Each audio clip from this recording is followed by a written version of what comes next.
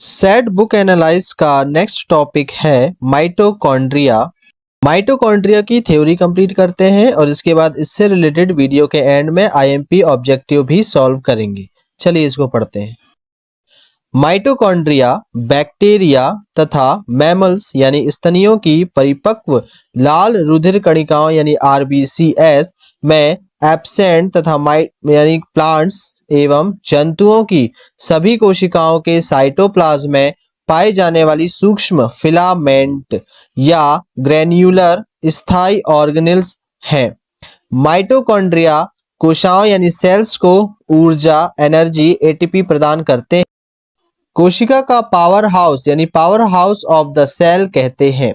Mitochondria को सर्वप्रथम Kolliker ने 1850 ने कीटों की पेशी कोशिकाओं में देखा था। फ्लेमिंग ने 1882 ने इन्हें कोशिकाओं में देखा तथा इसका नाम फिला रखा। फिर बेंडा ने 1897 में इन्हें माइटोकॉन्ड्रिया नाम दिया। फिर मार्फोलॉजी ऑफ माइटोकॉन्ड्रिया यानी इसकी शेप, साइज और नंबर्स होते हैं। इसकी जो शेप होता है प्रायः filaments granules. Morphology of mitochondria में पहला है शेप, प्रायः फिलामेंट्स ग्रेन्यूल्स तथा क्षणनुमा यानी कि रॉड शेप्ड होता है। इसके अतिरिक्त मुग्दर यानी क्लब शेप्ड, वेसिकुलर तथा रिंग के आकार भी होते हैं। इसका साइज अधिकांश कोशिकाओं में इसका व्यास यानी कि डायमीटर 0.5 से 1.0 म्यू तथा लंबाई 3 से 10 माइक्रोन होती है। माइटोकॉन्ड्रिया की नंबर्स की बात करें तो माइटोकॉन्ड्रिया की संख्या भिन्न भिन्न कोशिकाओं में भिन्न भिन्न होती है। जैसे स्पर्म कोशिकाओं में 20 से 24, चूहे की यकृत कोशिकाएं यानी लीवर सेल्स में 1000 से 2500 तक, समुद्री अर्चिन के अंडों में 14,000 से 1,50,000 तक माइटोकॉन्ड्रिया पाए जाते हैं। जबकि अमीबा में या चाउस में 5 लाख तक के सर्वाधिक यानी हाईएस्ट नंबर ऑफ माइटोकॉन्ड्रिया जो है वो अमीबा में या चाउस नामक जीव में पाए जाते हैं। माइटोकॉन्ड्रिया में वितरण एवं orientation means distribution and orientation क्या होता है। सामान्यतः माइटोकॉन्ड्रिया कोशिकाओं के साइटोप्लाज्म में समान रूप से वितरित रहते हैं, किंतु कोशिका यानी सेल में अधिक ऊर्जा एनर्जी की आवश्यकता वाले क्षेत्र के आसपास स्थायी रूप से पाए जाते हैं। कोशिका विभाजन के समय माइटोकॉन्ड्रिया कोशिका में स्पिंडल के पास एकत्रित रहते हैं तथा विभाजन के बाद दोनों संतति कोशिकाओं यानी कि डॉटर सेल्स में बराबर बट जाते हैं। श्वेत रक्त कणिकाओं यानी ब्लड वाइट सेल्स श्वेत रक्त कणिकाओं यानी व्हाइट ब्लड सेल्स में ये सेंट्रियोल के चारों ओर रेडियली व्यवस्थित रहते हैं। किडनी तथा ग्लैंड कोशिकाओं में माइटोकॉन्ड्रिया बेसल भागों की ओर स्थित रहते हैं। Ultra structure of mitochondria. Electron microscope से देखने पर माइटोकॉन्ड्रिया में निम्नलिखित अल्ट्रा संरचनाएं यानी अल्ट्रा स्ट्रक्चर दिखाई देती है। ये है ultra structure of mitochondria the inset in the diagram. और सेकंड ए है to show a single mitochondrial cristae. इसमें outer membrane, inner chamber, outer chamber, matrix, granule, mitochondrial cristae ये सभी पाए जाते हैं। माइटोकॉन्ड्रिया के अल्ट्रा स्ट्रक्चर में पहला पॉइंट है मेम्ब्रेन। माइटोकॉन्ड्रिया की वॉल बाहरी तथा भीतरी यानी आउटर और इनर दोनों मेम्ब्रेन से मिलकर बनी होती है। प्रत्येक मेम्ब्रेन रचना में त्रिस्तरीय यूनिट मेम्ब्रेन होती है। बाहरी मेम्ब्रेन यह चिकनी यानी स्मूथ एवं मोटाई थिकनेस एवं 60 डिग्री एंगस्ट्रॉन्ग से 70 डिग्री एंगस्ट्रॉन्ग तक होती है, जो कि माइटोकॉन्ड्रिया का बाहरी आवरण बनाती है। सेकंड भीतरी मेम्ब्रेन यह बाहरी मेम्ब्रेन के नीचे तथा मोटाई में 60 एंगस्ट्रॉन्ग से 70 एंगस्ट्रॉन्ग तक होती है। भीतरी मेम्ब्रेन माइटोकॉन्ड्रिया की भीतरी गुहा में उंगली के समान फिंगर लाइक स्ट्रक्चर, उभार, प्रोजेक्शन के रूप में पाए जाते हैं, जिन्हें माइटोकॉन्ड्रियल क्रिस्टी या क्रेस्ट कहते हैं।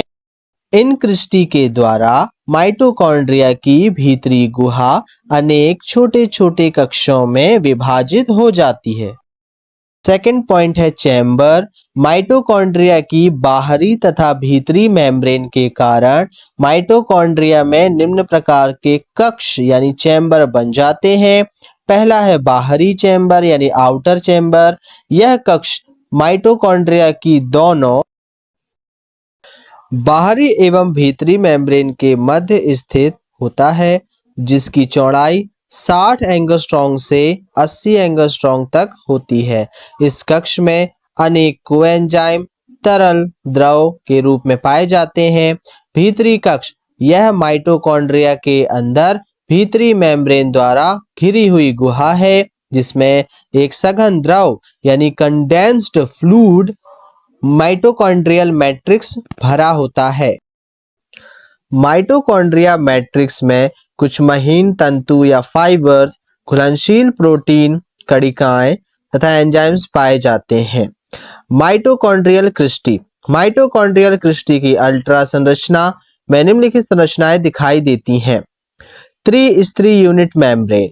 ये मेम्ब्रेन संरचनात्मक प्रोटीन के दो स्तरों तथा इनके मध्य बाइपोलर लिपिड स्तर से मिलकर बनी होती है। श्वसनकारी एंजाइम श्रृंखला। ये क्रिस्टी की सतह पर रचनात्मक प्रोटीन के साथ व्यवस्थित रहती है, जो कि माइटोकॉन्ड्रिया में ऊर्जा यानी एटीपी उत्पादन हेतु ऑक्सीकरण की क्रिया में सक्रियता से भाग लेती है। F1 कण या ऑक्सीसोम्स।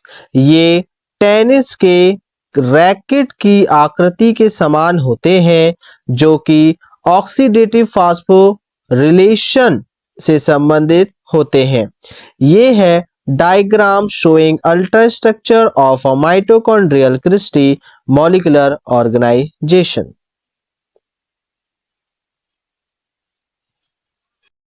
माइटोकॉन्ड्रियल कण या माइटोकॉन्ड्रियल पार्टिकल्स क्या होते हैं?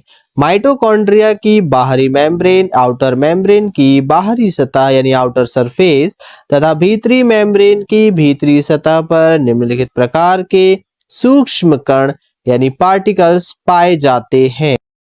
बाहरी मेम्ब्रेन के कण यानी आउटर मेम्ब्रेन पार्टिकल्स। ये कण बाहरी मेम्ब्रेन की बाहरी सतह पर पास लगभग 80 एंगस्ट्रॉम की दूरी पर चिपके हुए गोलाकार तथा 60 एंगस्ट्रॉम व्यास वाले होते हैं।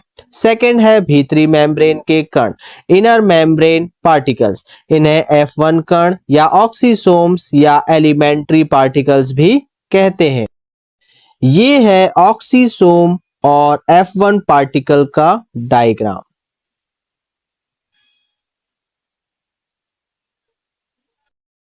भीतरी मेम्ब्रेन के इन कणों के पास की में दूरी 100 एंगस्ट्रॉम होती है तथा कणों की लंबाई लगभग 160 एंगस्ट्रॉम होती है। F1 पार्टिकल्स यानी कण में निम्नलिखित 3 भाग होते हैं। आधार, इसका व्यास 80 एंगस्ट्रॉम होता है। वंत यानी स्टॉक, इसकी लंबाई 50 एंगस्ट्रॉम होती है। हेड, इसका व्यास 33 एंगस्ट्रॉम होता है। रासायनिक प्रवृत्ति यानी केमिकल नेचर, प्रत्येक F1 कण प्रोटीन तथा फास्फोलिपिड का बना होता है। पार्सन के अनुसार यानी 1963 के अनुसार F1 कणों में इलेक्ट्रॉन ट्रांसपोर्ट सिस्टम से संबंधित एंजाइम उपस्थित होते हैं और रैकर के अनुसार F1 पार्टिकल्स यानी ATPase या एटीपी सिंथेटेज के होते हैं तथा ऑक्सीडेटिव फास्फोरिलेशन में से संबंधित होते हैं। प्रत्येक माइटोकॉन्ड्रिया में F1 कणों की संख्या 10 की पावर 4 से 10 की पावर 5 तक होती है। माइटोकॉन्ड्रिया का रासायनिक संगठन यानी केमिकल कंपोजिशन ऑफ माइटोकॉन्ड्रिया बेंसले और कोहन तथा मेलनिक एवं पेकर के अनुसार सामान्यतः माइटोकॉन्ड्रिया में रासायनिक संगठन निम्नलिखित प्रकार से होता है। प्रोटीन 65 से 70% होता है, लिपिड 25 से 30% होता है। लिपिड्स का 90% भाग फास्फोलिपिड का होता है, जिसमें लेसिथिन, सेफेलिन होते हैं। 5% भाग कोलेस्ट्रॉल तथा 5% फैटी एसिड एवं ट्राइग्लिसरैल्डिहाइड होता है। आरएनए इज इक्वल टू 0.5% होता है। डीएनए सूक्ष्म मात्रा में यानी माइटोकॉन्ड्रियल डीएनए पाया जाता है। माइटोकॉन्ड्रियल एंजाइम्स में माइटोकॉन्ड्रिया में पाए जाने वाले एंजाइम्स एवं कोएंजाइम इसकी बाहरी और भीतरी मेम्ब्रेन में तथा मैट्रिक्स में पाए जाने वाले जो क्रेब्स चक्र में भाग लेते हैं। लेहनिंजर 1969 के अनुसार माइटोकॉन्ड्रियल एंजाइम अग्र प्रकार के होते हैं। इस टेबल में बाहरी मेम्ब्रेन के एंजाइम, बाहरी कक्ष के एंजाइम, भीतरी मेम्ब्रेन के एंजाइम और माइटोकॉन्ड्रियल मैट्रिक्स के एंजाइम दिए गए हैं। अब माइटोकॉन्ड्रियल डीएनए तथा आरएनए यानी माइटोकॉन्ड्रियल डीएनए एमटीडीएनए या एमटीआरएनए भी कहते हैं।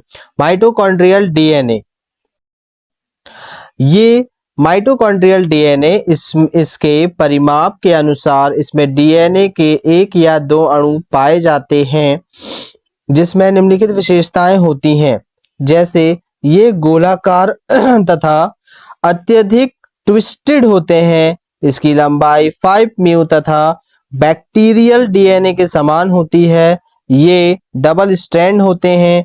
ये न्यूक्लियर डीएनए से भिन्न होते हैं क्योंकि इनमें ग्वानिन तथा साइटोसिन यानी जी सिंगल बॉन्ड सी की मात्रा न्यूक्लियर डीएनए से अधिक होती है। ये न्यूक्लियर डीएनए के आकार में छोटे होते हैं तथा इनमें जेनेटिक कोड की संख्या कम होती है। ये डुप्लीकेशन करते हैं। पार्सन तथा सिम्पसन ने 1967 के अनुसार एमटीडीएनए डुप्लीकेशन हेतु डीएनए पॉलीमरेज एंजाइम होते हैं, यह बताया था। ये साइटोप्लाज्मिक इनहेरिटेंस के अनुसार एक कोशिका से दूसरे कोशिका में बायोलॉजिकल लक्षणों को पहुंचाने का कार्य करते हैं। माइटोकॉन्ड्रियल आरएनए, साउथ तथा मेहलर ने 1968 के अनुसार माइटोकॉन्ड्रियल आरएनए यानी एमटीआरएनए में निम्न विशेषताएं पाई जाती हैं बताया था। ये विशेषताएं इस प्रकार से हैं कि इनकी मात्रा एमटी यानी माइटोकॉन्ड्रियल डीएनए की अपेक्षा 10 से 20 गुना अधिक होती है। एमटीआरएनए से संबंधित माइटोकॉन्ड्रियल मैट्रिक्स में 70S राइबोसोम पाए जाते हैं, जिन्हें माइटोराइबोसोम्स कहते हैं। माइटोकॉन्ड्रिया में प्रोटीन संश्लेषण हेतु डीएनए डिपेंडेंट आरएनए पॉलीमरेज तथा tRNA ribosomal RNA amino acid इक्विवेटिंग एंजाइम्स आदि फैक्टर्स उपस्थित होते हैं। अब है माइटोकॉन्ड्रिया के कार्य। तो फंक्शन ऑफ माइटोकॉन्ड्रिया में श्वसन तथा भोजन का ऑक्सीकरण करना।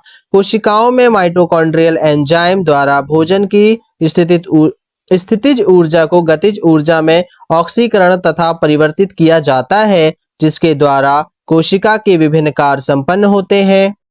कोशिका का पावर हाउस माइटोकॉन्ड्रिया कोशिकाओं के वास्तविक श्वसन अंग हैं, जहां पर कार्बोहाइड्रेट तथा फैट पूर्णतः ऑक्सीकृत होकर CO2 एवं H2O बनाते हैं। इस बायोलॉजिकल ऑक्सीडेशन में अत्यधिक ऊर्जा निकलती है, जिसे माइटोकॉन्ड्रिया द्वारा इसे उच्च ऊर्जा युक्त यौगिक पदार्थ एडिनोसिन ट्राइफॉस्फेट यानी ATP के रूप में संश्लेषित किया जाता है तथा संचित किया जाता है।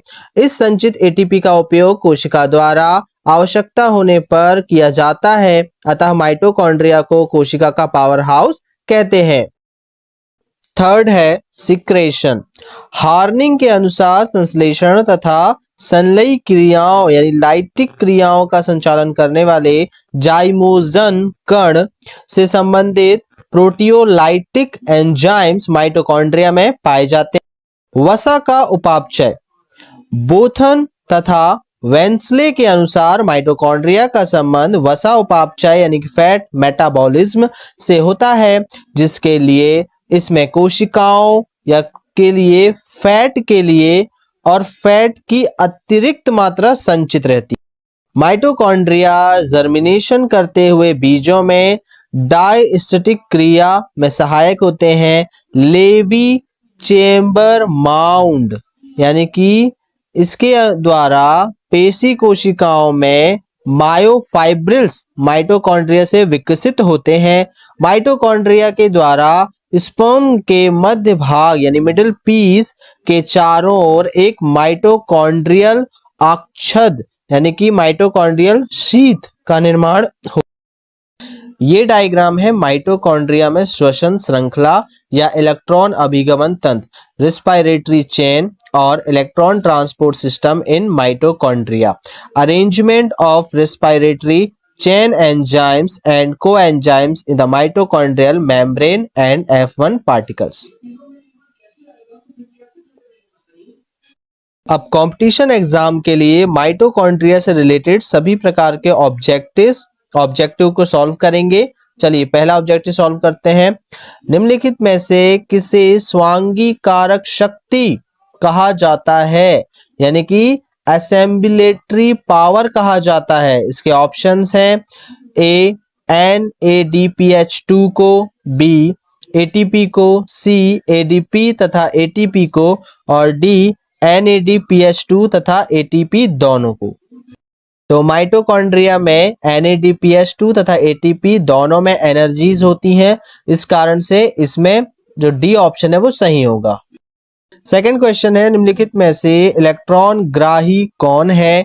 ऑप्शन है ए साइटोक्रोम, बी NADP, सी फेरेडॉक्सिन, डी उपरोक्त सभी। इसका सही उत्तर होगा उपरोक्त सभी। सभी जो होंगे वो इलेक्ट्रॉन ग्राही होंगे। जब पौधों की हरी कोशिका में प्रकाश ऊर्जा का परिवर्तन होकर रासायनिक ऊर्जा बने तो निम्नलिखित में से कौन सी क्रिया होती है। फर्स्ट ऑप्शन है GDP plus P is equal to GTP, B option ADP plus IP is equal to ATP, C option ATP plus CO2 is equal to C plus O2, D option AMP plus P is equal to ADP। इसका सही उत्तर होगा option B ADP plus IP is equal to ATP। Fourth question ATP के निर्माण के समय electron किसमें से गुजरता है। Option A oxygen, B CO2 carbon dioxide, C cytochrome या डी H2O। इसका सही उत्तर है ऑक्सीजन, यानी ATP के निर्माण के समय इलेक्ट्रॉन्स जो होते हैं वो ऑक्सीजन से होकर गुजरते हैं। पांचवा क्वेश्चन है माइटोकॉन्ड्रिया नहीं पाया जाता है। ए जीवाणुओं में, बी सुविकसित हरे पौधों की कोशिकाओं में, सी ह्यूमन स्पर्म यानी कि मानव शुक्राणु में या डी उपरोक्त सभी में। इसका सही ऑप्शन है जीवाणुओं में। छठवां क्वेश्चन है माइटोकॉन्ड्रिया कितने भित्ति की बनी होती है। Option A 1, B 2, C 3, D एक भी भित्ति की नहीं। इसका सही उत्तर है कि माइटोकॉन्ड्रिया की जो भित्ति होती है वो 2 से मिलकर बनी होती है। माइटोकॉन्ड्रिया के मैट्रिक्स में पाया जाता है। फर्स्ट ऑप्शन महीन तंतु यानी थिन फाइबर, सेकंड घुलनशील प्रोटीन यानी soluble protein, third enzyme, D उपरोक्त सभी। इसका सही उत्तर होगा उपरोक्त सभी। माइटोकॉन्ड्रिया की बाहरी मेम्ब्रेन की मोटाई होती है ए 10 से 20 एंगस्ट्रॉन्ग, बी 20 से 40 एंगस्ट्रॉन्ग, सी 40 से 60 एंगस्ट्रॉन्ग, डी 60 से 70 एंगस्ट्रॉन्ग। इसका सही उत्तर होगा डी 60 से 70 एंगस्ट्रॉन्ग। माइटोकॉन्ड्रिया क्रिस्टी पाई जाती है एंडोप्लाज्मिक रेटिकुलम की दीवार पर, बी ऑप्शन माइटोकॉन्ड्रिया की भीतरी गुहा में, सी ऑप्शन माइटोकॉन्ड्रिया की बाहरी मेम्ब्रेन में या डी ऑप्शन उपरोक्त सभी में। सही ऑप्शन है माइटोकॉन्ड्रिया की भीतरी गुहा में। 10th क्वेश्चन माइटोकॉन्ड्रियल क्रिस्टी की अल्ट्रा संरचना में शामिल है। पहला ऑप्शन त्रिस्तरीय यूनिट मेम्ब्रेन, सेकंड श्वसनकारी एंजाइम श्रृंखला, थर्ड F1 कण या ऑक्सीसोम्स, डी ऑप्शन उपरोक्त सभी। इसका सही ऑप्शन है माइटोकॉन्ड्रियल क्रिस्टी के अल्ट्रा संरचना में ये सारी चीजें पाई जाती है यानी कि ऑप्शन डी। केवोस जो कि एक प्रोटोजुआ का सदस्य है, में कितने माइटोकॉन्ड्रिया होते हैं? Option A 50, option B 500, option C 5 lakh, option C 1। तो इसका सही उत्तर है ऑप्शन सी 5 लाख माइटोकॉन्ड्रिया केवोस में पाए जाते हैं। 12th क्वेश्चन, माइटोकॉन्ड्रिया की बाहरी मेम्ब्रेन और आंतरिक मेम्ब्रेन के बीच खाली जगह को क्या कहते हैं? ऑप्शन ए बाहरी कोष्ठ यानी outer chamber, B inter membrane space, C उपरोक्त दोनों, या डी उपरोक्त में से कोई नहीं। इसका सही उत्तर होगा दोनों, यानी कि आउटर चैम्बर भी कहते हैं और इंटर मेम्ब्रेन स्पेस भी कहा जाता है।